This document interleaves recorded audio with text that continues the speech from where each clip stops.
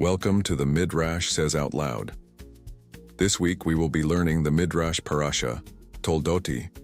Hope this channel will open your mind to the great teachings of the sages and deepen your connection to the Torah.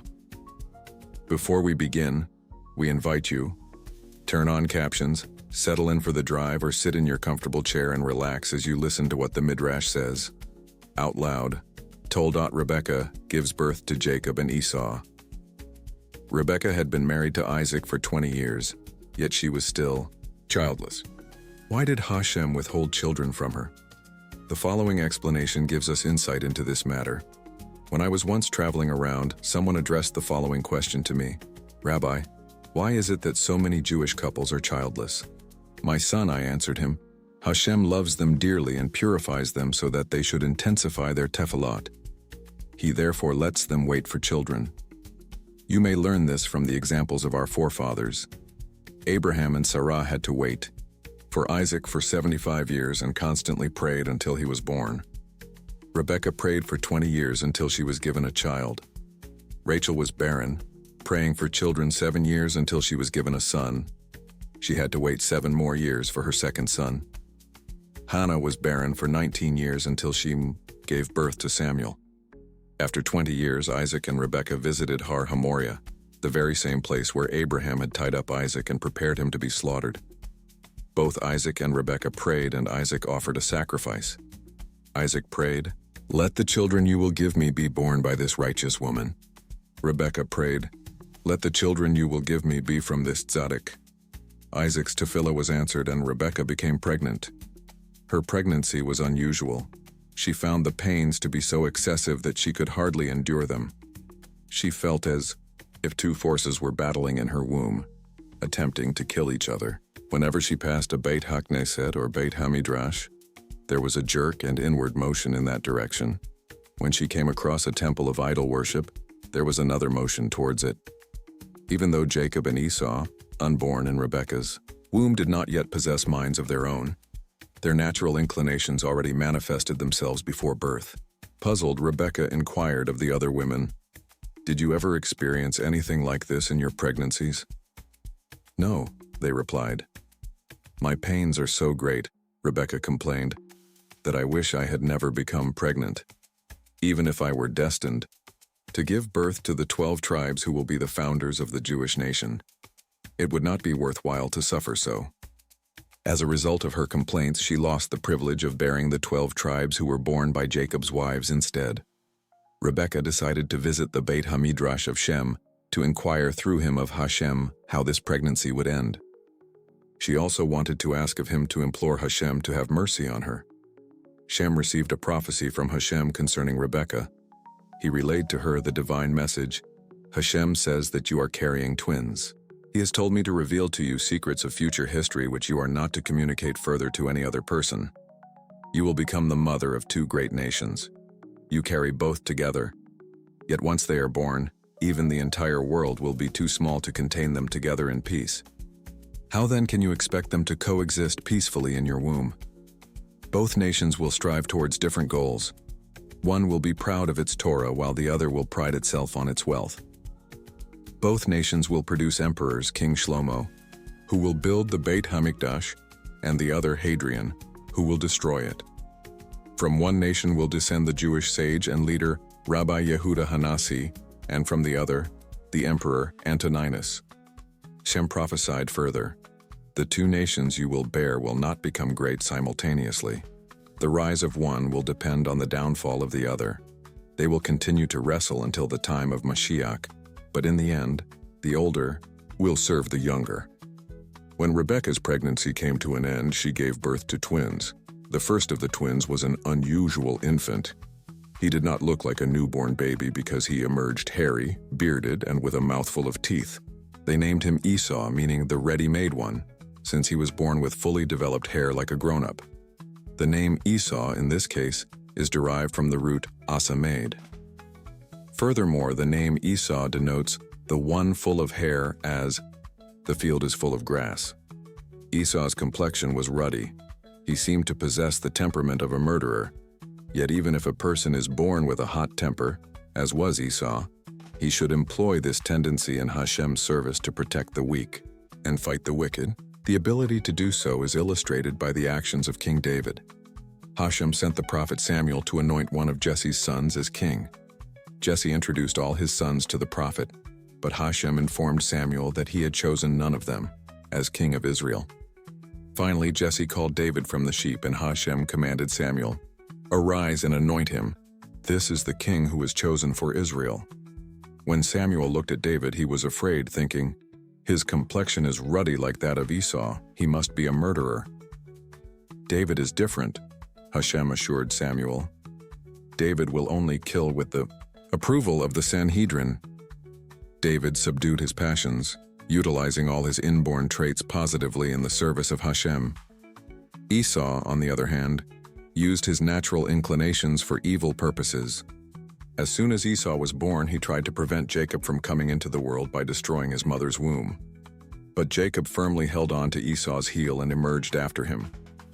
Nevertheless, Esau succeeded in damaging his mother's womb to such an extent that she bled profusely and could thereafter have no more children. Hashem allowed Esau to harm his mother as a punishment for Rebekah's having complained about her pregnancy. She had been destined to give birth to 12 sons, but now Hashem prevented her from giving birth to any more children. What is the significance of the Torah informing us that Jacob held on to Esau's heel? It symbolizes that in exile, Esau was given supremacy over Jacob and continuously treads on him. Eventually, however, Jacob will assume a higher position than Esau. With the following story, the Midrash illustrates that Esau's descendants are all destined for leadership in this world. The emperor Diocletian originally was a swineherd in Tiberias. He was once guarding his pigs near Rabbi Yehuda Hanassi's Beit HaMidrash. As he passed it, the Jewish students came out and began to beat him. At a later point, Diocletian became a Roman emperor and remembered well what the Jewish boys had done to him. He settled in the city of Pamayas, near the Jordan River, and one Friday afternoon, close to sunset, sent out the following letters to Tiberias. "I decree that all rabbis and leaders of the town of Tiberias shall appear before me on Sunday morning." He purposely dispatched the letters no earlier than Friday afternoon before sunset, knowing that the Jews would not travel on Shabbat, and neither would the one night after Shabbat give them sufficient time to arrive in Pamayas. It was therefore impossible for them to be in his presence on Sunday morning, and he would have a pretext to punish them. Rabbi Samuel bar Nachman went to wash himself by the river in honor of Shabbat and met Rabbi Yehuda Hanassi, who stood at the entrance of the Beit HaMidrash. "Why do you look disturbed and have a pale face?" he asked him. "I received an order to appear before the emperor," answered Rabbi Yehuda Hanassi, telling him what had transpired. "Come, wash in honor of the Shabbat," Rabbi Samuel told him. "Your Creator will surely work miracles for you." While they were in the bathhouse, the demon, Shayad of the bathhouse, appeared before them, laughing and dancing. Rabbi Yehuda Hanassi wanted to shout at him, but Rabbi Samuel said, "Leave him alone. He is sometimes sent so that Hashem may perform miracles through him." Rabbi Samuel then reproved the demon. "Do you stand laughing and dancing while your master Rabbi Yehuda is in distress?" "Do not worry," answered the demon. "You may eat your Shabbat meal in happiness and peace. Your master Hashem will perform miracles for you. I shall set you before the emperor on Sunday morning." On Matzah Shabbat, after they had ended their prayers, the demon lifted them up and carried them in the air to the gates of the city of Pamayas. He put them down in front of the city gates, and the slaves immediately rushed to the emperor, exclaiming, "The Jews have arrived in front of the gate." "Close the gates," ordered the emperor. The demon lifted Rabbi Yehuda and Rabbi Samuel and carried them over the gates into the town. "The Jews are in the midst of the city," the slaves announced to the emperor. "I command," ordered the emperor, "that the bathhouse be heated for 3 days. Let them enter then, wash themselves, and only then appear before me." He spoke these words with a smiling face, but his intentions were evil. He commanded that the water be brought to boiling point so that the Jews should be burnt alive. They heated the water for 3 days, and then Rabbi Yehuda and Rabbi Samuel were forced to enter. But they enjoyed a pleasant bath since the demon of the bathhouse continually poured cold water into the tubs, keeping the temperature bearable and pleasant. They washed in peace, dressed, and returned to the emperor. He rebuked them. Even though you know that your God performs miracles for you, you were wrong to profane the emperor's honor. He referred to the incident when, as a swineherd, the Jewish boys had beaten him and the sages had not protested. They answered, "It could be that we slighted your honor when you were a swineherd, but we certainly give you due respect now that you are an emperor." "At that time, however, you did wrong," insisted the emperor. "Never despise a little Roman or a young Persian. One day he might ascend to a position of might." This story teaches us that Jews, individually or collectively, must avoid antagonizing Gentiles. Our sages instituted many laws, mipnei darkai shalom, to foster good relationships with Goyim, for example, that it is correct to greet them, give them charity when necessary, etc. If it was Hashem's plan to award the rights of the firstborn eventually to Jacob, why was he then not born first? If the prince wants to take a bath, the attendant first appears with a scrub brush and rags and scours the bathtub to remove all the dirt. Only after it is clean and shiny is the prince permitted to enter. Esau was born before Jacob in order to remove any possible impurity from Jacob's character. Then Jacob was born, pure and free of blemish. Esau was named by his parents, but Jacob was named by Hashem himself. Jacob the Talmid Chaham, Torah sage, and Esau the hunter. Until they were 13 years of age, the difference between Jacob and Esau was not apparent. Both of them grew up tutored by their father Isaac and grandfather Abraham. As they reached the age of 13, however, it became evident that they had set for themselves diverging goals in life. A myrtle branch and a thorn bush grew side by side. As long as they had not developed and were still tender, they seemed to be identical in kind. But once they grew to maturity, the difference between them became apparent. One produced sweet-smelling branches and the other one grew thorns. Similarly, both Jacob and Esau entered the Beit HaMidrash together and left together for 13 years, but then their paths separated. Jacob embarked on a career of Torah study, which he pursued until the end of his life. There was no one who labored in Torah as diligently as Jacob. He did not budge from the Beit HaMidrash. After learning in the Beit HaMidrash of Shem, he left to learn in that of Ever. From there he went to learn in Abraham's Beit HaMidrash. Esau became a hunter who roamed the fields. He not only trapped animals but also ensnared people with his glib tongue. His brilliant wit was famous, and when the local judge was unable to extract a confession from a criminal, he used to call Esau to assist him. The judge questioned the criminal. "Why did you commit this murder?" "I am innocent," protested the man. "I killed no one." Esau was called. He asked the accused man, "What weapon did you use, a sword, a spear, or a knife?" Taken by surprise, the murderer admitted the truth. To a thief, Esau said, "I did not ask you about yourself. Just tell me the name of your accomplice." The thief betrayed his ally and was thus finally trapped himself. As long as Abraham was alive until Esau was 15, Esau disguised his true nature. He deceived the world into believing that he was righteous. He took great pains to portray to his father Isaac the image of a God-fearing, mitzvah-observant individual. "What did you do today?" his father questioned him. "I was learning in yeshiva," replied Esau. "What did you learn?" Isaac inquired.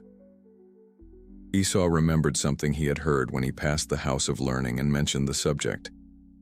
In this manner, he was able to deceive his father. One of Esau's devices was to ask his father detailed questions about the observance of mitzvot. "Father, I have a problem," he announced. "What is it?" Isaac asked him. "How do you separate ma'aser, the tithe, from salt or straw?" By his question, Esau meant to imply, falsely of course, that he fulfilled the mitzvot to a greater degree than is required by halacha, for ma'aser need not be set aside from salt and straw. Esau uttered with his lips the opposite of what he thought in his heart. His name, Esau, signifies, "Oh, he is so false." To what can Esau be compared? He is like a robber who passed a Talmid Chaham in the street. The robber murdered the sage, took his talit, prayer shawl, wrapped himself in it, and entered the Beit HaKnesset, pretending to be a pious man. Thus Esau hid his wickedness and tricked everyone into believing that he was in reality righteous. There are 7 vices which are an abomination to Hashem, and they are all found in Esau. Arrogance, a lying tongue, hands which shed innocent blood, a heart that devises wicked thoughts, feet which run swiftly towards evil, being a false witness, causing discord among brothers. Esau's father Isaac was misled to a certain extent by Esau's pretenses, and because Esau used to give his father the savory meat of the animals he hunted. Nevertheless, Isaac realized that Esau's deeds were not up to the required standard. Yet, he did display love towards him. What was his motive for being affectionate to Esau? Isaac was afraid of being harsh with him, thinking, if his deeds are not as they should be, even though I have shown him affection, how much more depraved would he be if I rejected him altogether and displayed hatred towards him? Isaac thus hoped with his love and affection to attract Esau to Hashem's service. Furthermore, Isaac foresaw with his Ruach HaKodesh that Esau would produce a worthy descendant, the prophet Ovadiah, who was an Edomite convert, and he therefore loved him for the sake of the future. Rebekah, on the other hand, loved only Jacob because she was acquainted with the prophecy which Shem had given her before the birth of the twins, that only the younger one would be a worthy individual. Isaac is criticized by our sages for not administering a sufficient amount of rebuke to Esau. He who spares the rod hates his son, but he who loves him chastises him early. Whoever is lax in reproving his son will cause him to depart from the right path, and in the end will hate him. Abraham did not rebuke Ishmael sufficiently, and therefore Ishmael deteriorated spiritually. Isaac did not reprove Esau sufficiently, and therefore Esau became worse. David failed to admonish Avshalom sufficiently, and as a result he later pursued his own father and brought misfortune upon the kingdom. David also never punished his son Adoniyahu, and therefore Adoniyahu became spoiled. On the other hand, Abraham reproved Isaac, Isaac reproved Jacob, and he in turn admonished all his 12 sons. One who truly loves his son will criticize his conduct even in the smallest detail. In return, his son will love him even more, heed his advice, and follow the path of righteousness. Our forefathers had different reasons for withholding criticism from their sons. Abraham assumed that Ishmael would eventually follow his righteous path, even without rebuke, for he knew that Ishmael loved him and was drawn towards him. Isaac, at least to a certain extent, was taken in by Esau's piety and considered reproof to be unnecessary. David was lenient with Avshalom because of Avshalom's charming personality which won everyone's heart. For the same reason, he failed to rebuke Adoniyahu. Later, when Adoniyahu rebelled openly against his father, David was afraid that if he opposed him then, Adoniyahu would continue to plot in secret, and it would then be more difficult for him to thwart his plans. He therefore preferred to act in a kindly manner towards Adoniyahu. Esau sells his birthright to Jacob. Everyone knew the sad news. Abraham had passed away. Isaac sat down to mourn for his father, and Jacob went himself to the kitchen to prepare lentils for his father, since lentils are the dish that is served to mourners. Why are lentils given to mourners? They are meant to comfort him with the knowledge that just as the lentil is round, so does the wheel of fortune revolve in the world, striking sometimes one and sometimes another. There was only one person in the house who was not affected by the tragedy of the day, Esau. He disappeared to the field as usual. On this day, Esau committed the sin of taking a girl who was betrothed to someone else. He also killed Nimrod, who was a son of the Nimrod slain by Abraham. This happened in the following manner. As Esau was hunting in the field, he discovered Nimrod's soldiers at a distance, surrounding King Nimrod. Nimrod wore the precious garments which Hashem had made for Adam that bore designs of animals. These attracted all beasts of the field and subdued them. Esau immediately desired these clothes. He waited until Nimrod's soldiers left the king, and he was only guarded by 2 men. Esau approached him stealthily and attacked him from the back, cutting off Nimrod's head. The two men who were with Nimrod threw themselves at Esau, but he killed them also. Esau robbed Nimrod of his precious garments and now returned home, exhausted from the killing. He was worried that Nimrod's descendants would avenge their father, and he might be slain by them. When Esau entered, he found Jacob cooking in the kitchen. Esau snickered. "Why do you trouble yourself to prepare this elaborate dish? There is a great variety of delightful food which may be consumed with less involved preparation. Fish, insects and bugs, pork, and so on. You surely heard that our grandfather Abraham died, and our father Isaac is mourning," replied Jacob. "I am therefore cooking lentils, the food of mourners, to give to Isaac." "What, the old man Abraham was cut off from this exciting world already? He didn't live hundreds of years?" Esau sneered. "He is gone forever, never to arise again. He died just as the first man Adam died and will never return, and just as the righteous Noah who rebuilt the world died an eternal death." Esau thus denied Olam Haba and Techiat Hamaitim. The wicked Esau believed that the main purpose of man is to live a long and good life in this world. Esau looked at the lentils, noticing that Jacob also had a bottle of wine. "I am famished," Esau exclaimed. "Just give me some of that red wine you have here and pour this red food down my throat." He was so tired and weak that he was unable to even lift up the dish and serve himself. Esau opened his mouth as wide as a camel. Jacob was dismayed. How could this wicked man who denied Olam Haba be the future head of the household, he wondered. Was Esau worthy to exercise the right of the firstborn, offering the sacrifices for the household? Jacob thought, "I will acquire the right to offer sacrifices in his stead." He explained to Esau, "I prepared this dish for my father, and I do not want to lose the mitzvah of giving it to him on account of you. If you wait a little while, I will prepare you another dish. If you want to eat immediately, I will give you what I prepared for our father, but only on one condition, that you sell me your birthright. I am allowed to give away this dish which was intended for a mitzvah, for the sake of acquiring a different mitzvah, buying the birthright." "Of what benefit is the birthright to me?" Esau replied disdainfully. "After exerting myself all my life in the divine service, I will die just like all other people who did not sacrifice. Therefore, why should I trouble myself with his service?" Esau pointed with his finger upwards and exclaimed, "Why do I need him?" He thus denied Hashem's providence. Esau cried out, "Why do I need the birthright?" The heavenly voice echoed, "Why do you need the blessing?" Jacob knew his wicked brother well, that his mood was fickle and his decision meaningless. He therefore said to Esau, "Let us make this sale as crystal clear as the day. Swear to me by Isaac's life that the birthright will be mine forever." Esau swore. Jacob bought the birthright by paying Esau with gold. In conclusion of the deal, Jacob fed Esau a meal of lentils and bread. From where do we know that the transfer of the firstborn right from Esau to Jacob was approved by heaven? This is evident from the fact that Hashem calls Jacob's descendants, "Israel is my son, my firstborn." The angels Michael and Gabriel noted down that the birthright belonged to Jacob. Esau invited a gang of hooligans from the street and told them, "Let us dine together at Jacob's expense."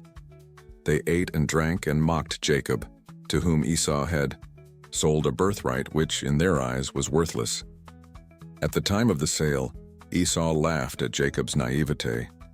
This simpleton Jacob had given away a good substantial meal in return for a birthright which at that time was of no tangible value. Esau was amused at having deceived the tzaddik whose sole aspirations in life were of a spiritual nature. What was the end of the story? Esau cried out bitterly, finding out that the momentary gain realized by selling his birthright had caused him an eternal loss. Similarly, the Rasha exchanges eternal values for transitory enjoyments. He may trade in a tefillah with concentration, or a few hours of Torah study, for the pleasures of a higher standard of living. In his heart he scorns the tzaddik who devotes himself single-mindedly to Hashem's service. How great and bitter will be his outcry of disappointment in the world of truth, when he will find out that he exchanged the real and lasting thing for the mirage of a sweet life. Isaac leaves the land of Canaan on account of famine. Hashem sent a famine to the land of Israel, which was even more severe than the famine in Abraham's time. Isaac then moved to Gerar, the Philistine domain of the land of Israel, intending to travel further to Egypt and stay there for the duration of the famine, as his father Abraham had done. But Hashem's prophetic word came to him, saying, "Stay in this land. Do not leave the land of Israel as your father Abraham did in the time of famine. Your father was born outside the land of Israel, and therefore was permitted to return there, but you were born in the land of Israel. Furthermore, you were lying tied up on the altar, ready to be slaughtered, and therefore you attained the sanctity of an ola tamima, a burnt offering without a blemish." Hashem wanted Isaac to sojourn in Gerar, among the Pelishtim, in order to reveal to the world how he protected Isaac, just as he had been with Abraham. Isaac would be blessed with plenty even during the famine, to demonstrate to the world that those who serve Hashem are showered with goodness. Isaac then remained in Gerar, the Philistine province, and was soon questioned about the relationship between Rebekah and himself. Following in Abraham's footsteps, Isaac called himself Rebekah's brother, since he was afraid that if it were known that he was her husband, the Pelishtim would attempt to eliminate him in order to take Rebekah. The king of the country, Avimelech, desired Rebekah. He therefore continually observed the couple to find out if they were truly brother and sister, or if they were married, for he remembered well what had happened when he had taken Abraham's wife Sarah to the palace. After a prolonged stay in Gerar, Isaac was not as careful as he had been at the beginning, and Avimelech discovered their true relationship. He called Isaac to the palace and reproached him, saying, "Why did you say, 'She is my sister,' when she is in reality your wife? A special person from the nation," Avimelech was referring to himself, "might have taken your wife, and you would have brought guilt upon us all." Isaac answered, "I was afraid that I would be killed on account of her." Avimelech issued a proclamation stating, "Anyone who touches this man or his wife with the intention of harming them will be put to death." During that year Isaac sowed in the land of the Pelishtim, and although it was year of drought and the soil was poor, he found that his seed was blessed and produced 100-fold over the expected harvest. Not only was his own seed productive, but the whole country was blessed in his merit. Why did Isaac measure his crop? He wanted to know the exact amount for the purpose of separating maaser, 1/10, of the produce, and distributing it to the poor in accordance with Torah law. Our forefathers observed the laws of the Torah even before Matan Torah, and they all separated maaser from their fruits. Isaac became so incredibly wealthy in the land of Gerar that people began to say, "The dung of Isaac's mules is worth more than Avimelech's gold and silver." Consequently, the Pelishtim became jealous of him, and out of envy stopped up the wells which Abraham's servants had dug. Avimelech told Isaac, "Leave us, because you have become mightier than we are." Far to remove himself from any possible quarrel, Isaac traveled away from the city of Gerar and encamped in the valley of Gerar, where he dug up once again the wells which his father Abraham had dug. Isaac's servants found there a new well and dug it out. But in that valley too, the shepherds of the place disputed Isaac's ownership and claimed that it was theirs. When Isaac's servants dug a second well, the shepherds again contested his claim. Isaac encamped in a place further away and dug a third well. There was no contention over this well, and Isaac called it Rechavat, meaning, "Hashem has made room for us."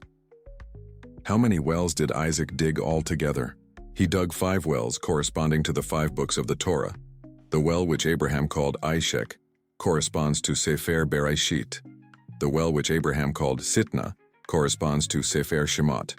The third well, which was given a name by Abraham, but is described by the Torah as a well of living water, corresponds to Sefer Vayikra. The well which Abraham called Shiva corresponds to Sefer Bamidbar. The well which Abraham called Rechavat corresponds to Sefer Devarim. The digging of the wells was of profound symbolic meaning. Torah is compared to water. When Isaac dug these wells, he entreated Hashem that just as he toiled to open these springs of water, so should Hashem open up the well springs of Torah wisdom for his descendants. Isaac then traveled on to Beersheba. Hashem appeared to him there, assuring him that he need not be afraid of Avimelech and his servants. Soon, Avimelech and his general Phicol and a group of his friends went to seek Isaac to ask him to enter into a peace treaty with them. They noticed that as soon as Isaac had left Gerar, all the wells dried up and the trees no longer bore fruit. They realized that this happened because they had driven Isaac away. In addition, on the night of Isaac's departure, robbers had broken into Avimelech's palace and ransacked it. Avimelech then understood that this was a punishment for having caused Isaac's departure. When Isaac saw Avimelech and his friends, he said to them, "Why do you come to me now? You hate me and drove me away from you. We see that Hashem is with you just as he was with your father." Avimelech answered, "We therefore want to renew the covenant into which your father entered with us. Promise that you will do us no evil. Also swear that when your descendants take possession of this land, they will not conquer the land of the Pelishtim. In this way you will repay us for the fact that we did not touch you while you stayed in our land. We treated you well, and we sent you away in peace." In the time of Rabbi Yehoshua ben Hananiah, the Jews were rebuilding the Beit HaMikdash. The adversaries of the Jews, the Kusim, an idolatrous sect of insincere converts in the land of Israel, wrote a letter to the Roman king stating that the building of the Beit HaMikdash constituted a rebellion against the empire. The Roman king asked his advisors what he should do in order to make sure that the Jews would cease construction. They told him, "Decree that the Jews shall either build the Beit HaMikdash on a site other than the former one, or else they should build it with different measurements, 5 amos longer or shorter. This will put an end to their plans." Letters conveying this message were sent to the Jews, who at that time were assembled in the valley of Beit Rimmon. When they learned of the decree, the people broke out in tears and said, "Let us defy the emperor's order and continue to build the Beit HaMikdash." The sages decided, "One of us must go to calm the people down. Whom shall we send to speak to them?" They sent Rabbi Yehoshua ben Hananiah, who knew how to illustrate his points with appropriate parables. Rabbi Yehoshua arose and told the agitated people the following tale. Once a lion killed a wild beast. As he was swallowing the carcass, a bone got caught in his throat. The lion called out, "Whoever will remove that bone from my throat will be richly rewarded." A certain bird with a long, thin neck flew down to the lion, promising, "I will accomplish this feat." The bird inserted its head into the lion's mouth and stretched its neck until it reached the bone, pulling it out with its beak.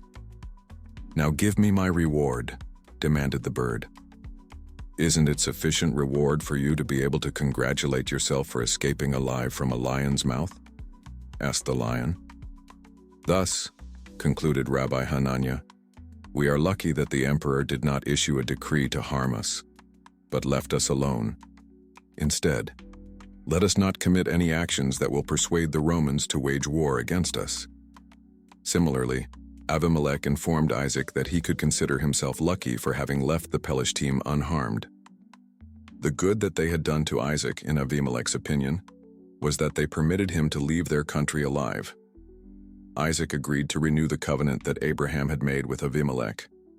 He swore his commitment, and they departed in peace. Isaac is prevented by Hashem from blessing Esau. Esau acted like a pig. A pig puts forward its split hooves to demonstrate that it is kosher, and hides its internal criterion of impurity. It does not chew its cud, and therefore is not kosher. Similarly, Esau put on a pretense of righteousness. All his life he lured women away from their husbands, but when he reached the age of 40, he said, "I shall do as my father did. My father married at 40, and I will do the same." Esau married the daughters of Canaanites, the very women whom Abraham had warned Eliezer not to take for Isaac. All of Esau's wives served idols, but the dishonest Esau changed the name of one of his wives, Ahalivama, to Yehudit, Jewess, to deceive his father into believing that she had given up idol worship. As soon as Esau's wives entered Isaac's house, the Shechinah departed. Both Isaac and Rebekah suffered from Esau's idolatrous wives, but Isaac was affected more than Rebekah. He was the son of holy parents and had been raised in a household which served Hashem, and he was therefore disturbed by the slightest trace of idol worship. Rebekah, who who had grown up among idol worshippers, was accustomed to their rites. When Hashem saw how troubled Isaac was about Esau's wives, he said, "Let me smite Isaac with blindness so that he will not have to see Esau's wives burn incense to idols." In fact, there were many reasons why Isaac became blind in his old age. Some of them are: Isaac himself requested of Hashem that he suffer, saying, "If a man dies without ever having suffered, his sins will not be atoned, and he will be judged by stringent justice in the world to come." Said Hashem, "You asked for a good thing. You will be the first one to whom I will grant it." Hashem then caused Isaac to become blind. It was Hashem's plan to deprive Isaac of his eyesight, in order that he should not recognize Jacob when he came to claim the blessing which Hashem wanted him to have. Isaac's blindness was also meant as a punishment for him. Isaac gave recognition to a Rasha, Esau, accepting a bribe from him, and therefore Isaac was smitten with blindness in fulfillment of the pasuk, "And you shall take no bribe, for the bribe blinds." When Isaac reached the age of 123 years, he feared that his end might be near. He therefore called his son Esau to give him the blessing which was due to him as the firstborn. Isaac's intention was to bless both Esau and Jacob in the order of their birth. Even if Isaac thought that Jacob might be more deserving, he did not dare to take the blessing away from Esau, who was the firstborn. Isaac was not fully aware of Esau's wickedness, and therefore believed his older son worthy of some kind of blessing also. He intended to bless Esau with the material blessings of this world, but the spiritual blessing of Olam Haba he would bestow upon the worthier Jacob. It was on the 14th of Nisan that Isaac called Esau. "Here I am, father," was Esau's seemingly obedient reply. In his heart he thought, "When will my father finally die?" To what may Esau be compared? To a gold-plated piece of jewelry which in reality is made of tin. Thus, Esau outwardly expressed obedience to his father, but inwardly wished that he would die. Isaac said, "I am old and do not know the day of my death. 7 items of knowledge are concealed from a person: the day of his death, the day when Hashem will comfort Zion, the time of the final redemption, the full severity of Hashem's judgment, the business in which he will succeed, another's thoughts whether the child carried by a woman is male or female, the time of the downfall of the Edomite dominion, which follows the arrival of Mashiach." All the above-mentioned points of information are withheld from us for our own benefit. If a man knew death to be impending, he would become depressed and refuse to occupy himself with the settlement of the world. The date of the redemption is unknown because a. The redemption does not possess a fixed time, but depends on whether or not we do teshuvah. b. Had the former generations known how long it would take until the arrival of Mashiach, they would have been unable to bear the yoke of exile. The full knowledge of the severity of Hashem's judgment in the world to come would be beyond human capabilities to bear. If a man knew which business would enrich him, he would concentrate only on certain branches of commerce to the exclusion of others, and business would not continue to flourish in the world. It is better that no one knows what another thinks of him. If the wicked knew the sex of the unborn child and were dissatisfied with it, they would perform abortions. People would despair, knowing that the downfall of the Edomite dominion is not imminent. Isaac told Esau, "Tonight will be Pesach night, a time when the angels sing to Hashem and he blesses the world with dew. I will give you the blessing of dew tonight, and it will be fulfilled. Sharpen your knife to make it fit for halachic slaughtering, and bring me an animal slaughtered according to Torah law, so that it will be permissible for me to eat it." The reason why Isaac asked Esau to bring meat from an animal which he had hunted himself was in order that Esau should become worthy of the blessing, as a result of having obeyed his father's command. Isaac instructed Esau, "Prepare the meat, as a delicacy since I am blind and do not enjoy the sight of food, only its taste. When I am in a joyous state of mind, the Ruach HaKodesh will rest upon me, and I will be able to bless you." Isaac also warned Esau, "Be sure to hunt only an ownerless animal and do not bring me one that might belong to someone else." "Certainly, father," Esau said with his lips. In his heart he thought, If I cannot catch a wild animal, I will steal one. Rebekah heard the conversation which took place between Isaac and Esau. She thought, I will not let Esau deceive his old father.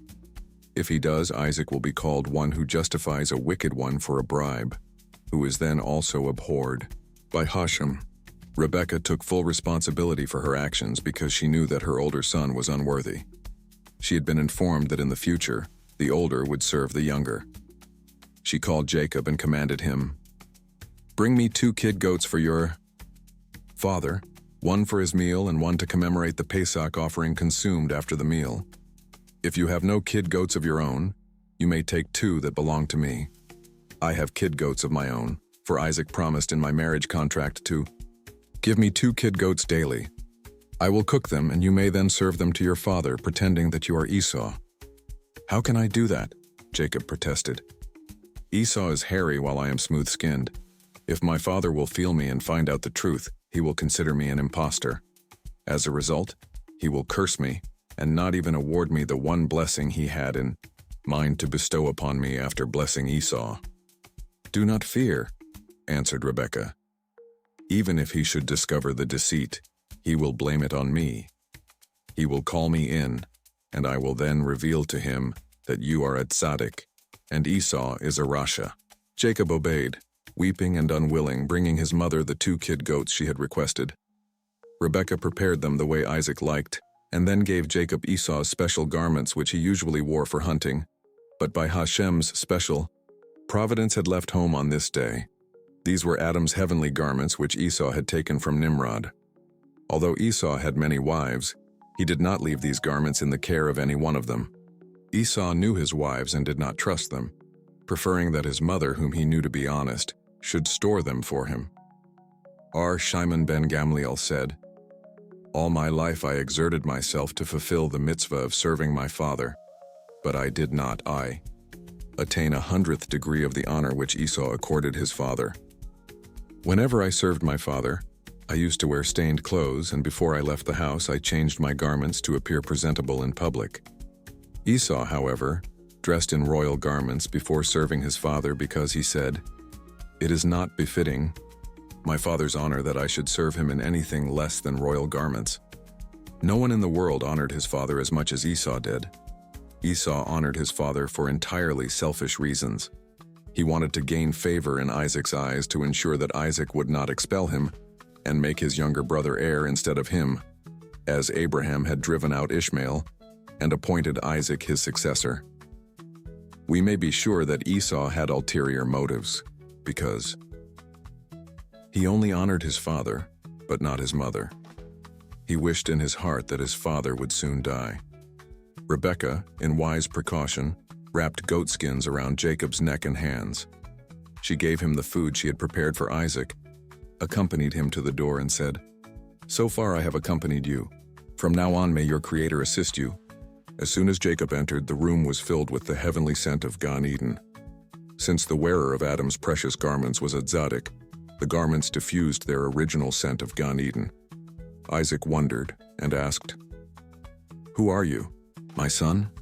I am, answered Jacob, pausing and then continuing. Esau, adding mentally, is your firstborn. Please arise and eat of the meat which I hunted so that your soul may bless me. How is it that you returned so quickly, my son? Asked Isaac. He feared that in his hurry his son might not have slaughtered the animal properly. Jacob answered, Hashem, your God, caused it to cross my path. Isaac was perplexed. This does not sound like Esau's language, he thought. Esau does not say, Please arise, and neither does he carry Hashem's name on his lips. It must be, Jacob. Please come close to me, my son, he said. I want to feel you and find out whether or not you really are my son Esau. When Jacob heard these words, his heart melted with fear and his knees began to shake. He was unable to step forward. Hashem sent 2 angels, Michael and Gabriel, to grasp his arms in support and bring him to his father Isaac. Isaac felt him and exclaimed, The voice is Jacob's voice, but the hands are Esau's hands. These words, spoken in prophetic spirit, heralded the future role of the Jewish people in relation to the Gentiles. Truly, the voice, the sound of Torah and prayer, is Jacob's portion, while the hands, symbolizing a life dictated by physical force, are the mark of Esau and his descendants. Isaac's words also implied that as long as Jacob would study and fulfill the Torah, Esau's hands would be powerless against him. Gentiles once came to the non-Jewish philosopher Avnimus and asked him, "Can we ever hope to overcome the Jews?" His answer was, "Visit their schools, Beit Midrashim, and Beit Kneisiot. As long as you find the sound of children learning, you are powerless against them. For thus did their forefather Isaac promise them, as long as the voice of Jacob resounds in prayer and learning, the hands of Esau are powerless against them." Isaac blesses Jacob. It was Hashem's plan that Isaac should not recognize Jacob. Isaac ate and drank. He then asked his son to kiss him in order to establish a close contact with him so that his son should merit his blessing. When Isaac inhaled the scent of Gan Eden that filled the air, he understood that the wearer of those garments must be a tzaddik. The Ruach HaKodesh rested upon Isaac, and he prophesied, "Behold, the smell of my son is like the smell of a field, which Hashem has blessed. I foresee that his descendants will build the Beit HaMikdash in Sion, called a field by the prophets, and there they will offer korbanot." Isaac then gave Jacob 10 blessings, corresponding to the 10 pronouncements with which the world was created, indicating that in the merit of this son the world would continue to exist. Since it was Pesach time when Hashem blesses the world with dew, Isaac blessed Jacob with the blessing of dew. Isaac exclaimed, "As long as you fulfill the Torah, may God give you Midl Hashemayim from the dew of the heavens, Umishmanai haaretz and the fatness of the earth, Verov Dagon and plenty of grain, Besirosh and wine. Ya'avducha amim, let nations serve you. Ve'yishtachavu le'umim and bow down to you. Hevai, Gavir le'akeka, be lord over your brothers. Ve'yishtachavu lecha, children of Emeka, and let your mother's sons bow down to you. Orereka arur, cursed be those that curse you. Umevarekeka baruch, and blessed be those that bless you." Isaac's blessed Jacob that he become a ruler over his brothers, and stated that his merit would be such that the entire world would be blessed with rain and dew on account of his descendants, the community of Israel. In addition, each phrase uttered by Isaac contained a blessing for 3 different periods in the history of community of Israel. His words referred to the times of Thea, Midbar, meaning community of Israel's stay in the wilderness. The land of Israel, their dwelling in the land of Israel's. Galus, their sojourn in exile. We will now explain how each of Isaac's blessings referred to all 3 eras. May God give you of the dew of heaven refers to A, in the wilderness, B, in the land Israel, the Munah about which it states, and when the dew fell upon the camp, etc., the city of Jerusalem, which is compared to DW in exile.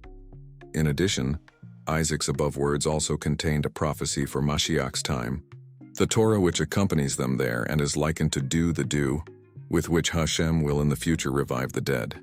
You will be blessed with the fatness of the earth refers to A, in the wilderness, in the land Israel, in exile. Plenty of grain refers to A, in the wilderness, in the land Israel, Miriam's well, in which the children of Israel found fat, tasty fish. The sacrifices, the Mishnah, the oral Torah that was put in writing in exile. Community of Israel's young men who are compared to grain. Isaac foresaw that the old generation would die in the wilderness. He therefore blessed the young generation that they should be worthy of entering the land Israel instead. The Bikurim, the bringing of the first fruits to the Beit HaMikdash, the Gemarak, in exile wine refers to A, in the wilderness, B, in the land Israel community of Israel's young girls who are compared to wine, the Nesakim, poured offerings, C, in exile the Midrashim, which captivate a person's heart as wine does. Let nations serve you refers to the sons of Ham and Japhet who will be subservient to you, and nations bow down to you. The descendants of Keturah will serve you. Be lord over your brothers, over the children of Ishmael, and let your mother's sons bow down to you, refers to the sons of Esau and their chieftains who will bow to you. Cursed be those that curse you. All those who will curse community of Israel will be cursed, such as Bilam and others like him. And blessed be those that bless, you Moshe, Aharon, David, and Shlomo. Jacob departed from his father in a happy state of mind. He felt enriched by the blessing like a bridegroom who leaves the chuppah adorned with treasures. Esau's outcry. Why did it take Esau so long to bring his father the food? All day long Esau hunted animals and birds, but whenever he tied them up, Hashem's angel untied them and they fled. As many animals as Esau caught, the angel freed in order to detain him until Jacob had received the blessings. Finally, Esau, so as not to return empty-handed, killed a dog and cooked its meat. Esau entered the room the very minute that Jacob was about to leave. The doors of Isaac's house were double doors, and while Esau opened one, Jacob hid behind the other. Had Esau arrived even one moment earlier and seen Jacob, he would certainly have killed him. Esau, carrying in the dish for his father, said, "Let arise and eat from my meat and bless me." As soon as Esau entered, Isaac became aware of the strong, burning smell of Gehinnom which entered with him, and the walls of the house seemed to be on fire. "Who are you?" he asked. "I am your firstborn son, Esau." Isaac was seized by a shudder, the likes of which he had never experienced in his life. He trembled more than he had trembled when he had been bound on Abraham's altar, ready to be slaughtered. A multitude of thoughts flashed through Isaac's mind. Which of us will be burned in the fire of Gehinnom? He thought. Am I to be punished for having blessed the wrong son? Or is it my son Jacob who will be punished? Or a frightful thought dawned on him. Could this be Esau whom he had mistakenly believed to be righteous? Yes, the Ruach HaKodesh answered him. It is not you or your son Jacob who deserves punishment. It is Esau the hunter. He trapped you too. You were deceived by the image of righteousness which he presented to you. Isaac informed Esau. Someone else was here before you. Apparently you were detained by heaven. I ate of what he brought and blessed him involuntarily. What food did he serve you? Asked Esau. What I tasted was indescribably delicious. It was like bread fish meat, the combined flavor of the food, that Hashem will give the tzaddikim in future times. Oh, that Jacob, shouted Esau. No wonder he extracted a blessing from you after giving you good meat. He gave me only a dish of lentils in exchange for my birthright. Is that so? Said Isaac. He bought your birthright? I feared that I committed a sin by blessing the younger before the older, but now that I have blessed the rightful firstborn, let him remain blessed. When Esau heard these words, he broke out in a bitter cry for having been deprived of both his firstborn right and the blessings. A person who claims that Hashem lets a person's sins go unpunished forfeits his life. Although it is true that Hashem exercises patience and may wait for a prolonged period of time before punishing a sinner, every act ultimately finds retribution. Since Jacob caused his brother's outcry, he was ultimately punished for it. Thus, when Mordecai heard about Haman's decree to wipe out the Jewish people, he too cried with a loud and bitter cry. Bless me also, my father, Esau begged. Your brother came with the wisdom of his Torah and took your blessing, Isaac answered. Esau began to snort contemptuously. Is he not correctly named Jacob? He called out. He deceived me twice. First, he stole my birthright and I was silent. Now should I be silent about the blessing too? Would your God not have had several blessings to give both of us had we both been righteous? Why then do you deprive me of my blessing? What blessing can I give you? Asked Isaac. I made him master over you. Therefore any blessing I will give you will belong to him, since whatever the slave acquires belongs in reality to his master. Nevertheless, Isaac had mercy on Esau and wanted to bless him also, but the Ruach HaKodesh left him. Have pity on him, Isaac begged Hashem. He whom you seek to bless, Hashem told him, will in the future destroy my Beit HaMikdash and cause a turmoil in the world. Then at least give him his reward in this world, requested Isaac. Have you not reserved some minor blessing for me? Esau asked his father. He raised his voice and wept. Esau shed 3 tears, one from his right eye, one from his left, and one which remained suspended in his eye. As a compensation, Hashem gave him possession of Har Sair, which is forever, blessed with reign and dominion over 100 provinces. Although he is a Rasha, Hashem said to Isaac, he shall not have wept in vain. Bless him. Isaac blessed Esau. Your dwelling place shall be the fatness of the earth. Yours will be portions of Italy which are fruitful lands, and from the dew of the heavens above. You shall reign over the region of Beit Govrin, which is blessed with dew. May Hashem bless you in this world regardless of whether you are worthy or not. As long as you return your sword to its sheath and do not harm Jacob, you will live. Only if your brother Jacob casts off the yoke of Torah, may you decree destruction upon him and achieve sovereignty over him. Isaac avoided using God's name in Esau's blessing. The purpose of Esau's blessing was to grant him his full reward in this world so that he should be excluded from the blessings of Olam Haba. As a result of Jacob's having taken the blessings, Esau hated Jacob with an unquenchable hatred that sought revenge. Esau's thoughts were, let me devise a plan whereby I will first kill my father and subsequently my brother, so that I shall dominate the world. Esau reasoned, Cain killed his brother Abel before his father Adam died. How silly of him. After Abel was removed, Adam begot yet another son, Shiz. I will do better. I will wait until my father's death to kill Jacob, and then I will be the only son and heir. Pharaoh thought. Esau waited until Isaac died before attempting to kill his brother. How silly of him. Did he not realize that his brother would meanwhile beget children? Let us be wiser. We will throw all newborn baby boys into the river. Haman reasoned. How silly of Pharaoh. Didn't he realize that the girls would marry and bear children? I will wipe them all out, young and old, boys and girls. Gog and Magog will say in the future, how silly of Haman. Didn't he know that? They have a protector in heaven? We will first overcome their protector and then destroy them. But Hashem answers them all. You evil schemers, I have many messengers to frustrate your plans. Then Hashem will go out to wage war against the nations, and on that day Hashem will be the sole king of the earth. As much as Esau hated Jacob, he still did not dare to murder him openly. The court of law of Shem and Aver would sentence any murderer to capital punishment. Esau therefore planned to assassinate Jacob through a third party. He decided to marry Ishmael's daughter for this purpose.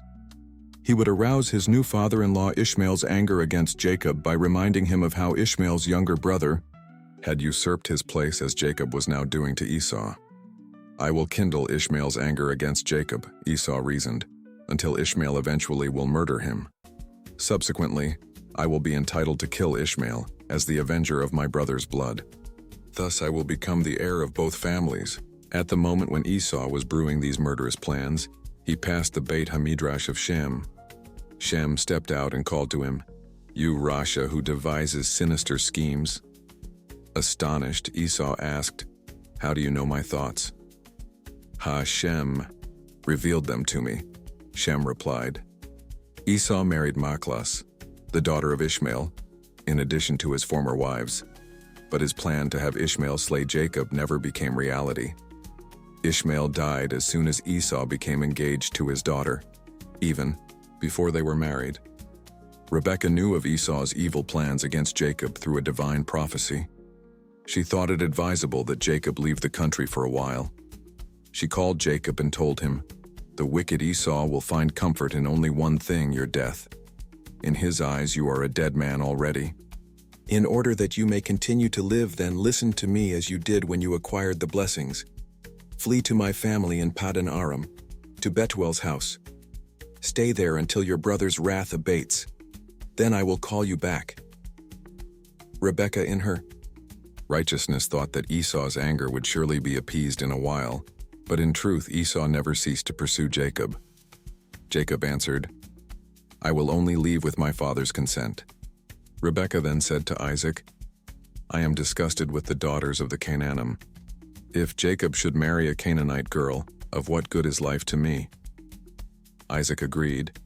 He called Jacob and instructed him, Do not marry one of the Canaanite daughters. Of Aner, Eshcol, or Mamre, go instead to Abraham's family and take a wife from there. Isaac blessed Jacob before his departure. He blessed him openly. demonstrating that the original blessing really did belong to Jacob, even though Isaac at that time had blessed him unaware of his true identity. After the second blessing, when Isaac was fully cognizant of his actions, no one could claim, had Jacob not deceived his father, he would not have been blessed. Jacob's mother Rebekah also blessed him, saying, "For he shall give his angels charge to guard you in all your ways." Since Jacob fled, Esau could not kill him, but he still did not relinquish his plans. His desire to harm Jacob was unrelenting. Esau transmitted his enmity towards Jacob to his son Eliphaz, who passed it on as a family tradition to his descendants throughout the generations. Esau's offspring were Amalek, Agag, and Haman. Our sages summarized Esau's attitude towards Jacob in the following statement. Halakha hi beyadua she Esau sonai le Jacob. It is a well-known halakha, Torah rule, that Esau hates Jacob. Why is it that our sages described Esau's hatred towards Jacob as a halakha? They wish to define the true nature of anti-Semitism. It is common knowledge that anti-Semitism has continued to rear its ugly head throughout the millennia of Jewish existence. Jews have been hated in all epochs and in every part of the globe, regardless of the extent of their assimilation and their adaptation to the prevailing culture.